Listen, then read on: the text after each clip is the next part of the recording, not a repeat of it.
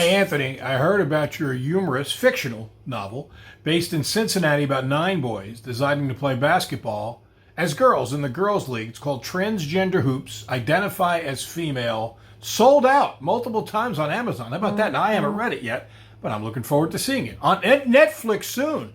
Going to be a movie. Could I get a role in that? I'd like to be in that. Not as one of the guys playing the girls. That's out of my. I don't think that's in my realm of acting experience. But maybe I could coach or referee or something. Anyway, good luck. Transgender Hoops. It's humorous. It raises some interesting questions from the parts that I have read, and it is available right now. It's sold out multiple times on Amazon. That's pretty good. So, Anthony, congratulations on that. Good luck with it, and I hope we see it on Netflix soon.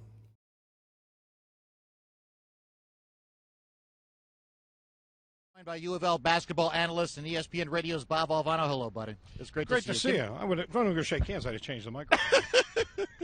How you doing? I'm well excited. It should be a great game, but it's going to be a hard one, I'll tell you. I was going to go with this. It's only a 4-point spread. We're seeing the best offense in the country, the best defense in the country. How do you see this thing going? I mean, some people are so passionate. Oh, they're going to win. And I'm like, well, this is going to be a good game. I really don't know. It's going to be a very good game. I told you back in February when I saw Michigan, did that game against Ohio State and came back and said that team could win the national championship. They're very good. I don't think, the one thing that I hear repeated that I don't think is accurate is that Louisville must turn them over to win the game. They don't turn the ball over much, and I don't know that they have to turn them over. If they can, you got to consider that found money.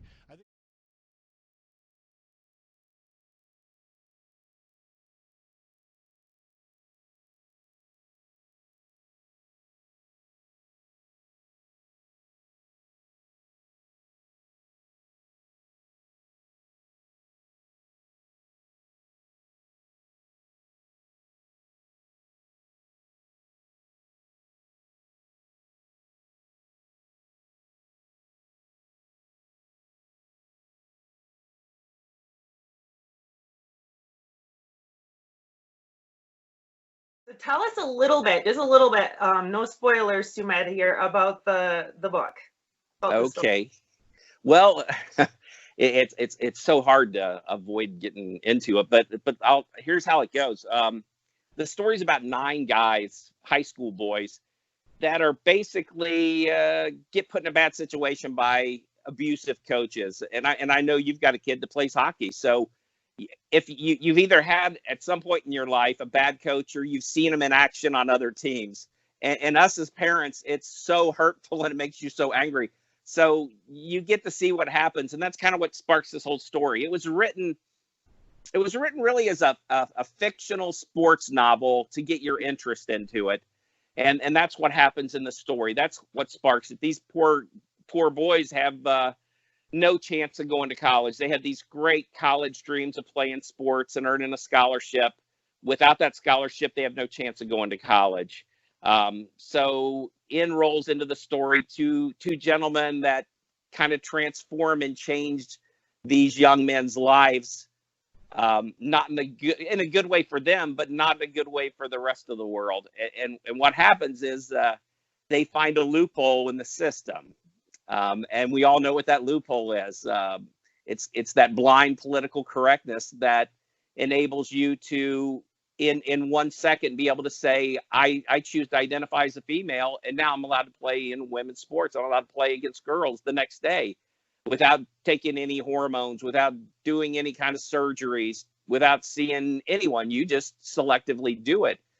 And that's what sparks the story. These 9 boys have an event that pulls them together from 4 different high schools here in Cincinnati. I won't mess that up. You got to read it to get it. But and they move on and they have great success, and they use, as bad as it is, they end up using that political correctness and that identifying as female as like a force field for them. They're untouchable because everybody knows that the PC sledgehammer will come down on you hard if you buck up against them. So they take advantage of that. Story goes on, and you're really going to have to read it. But the end of the story is that point to where realization hits, and that gut check. And it'll be that gut check for every reader that reads the book about, what have I done? Basically, in the process of doing this to help 9 boys, I've burned Title IX to the ground.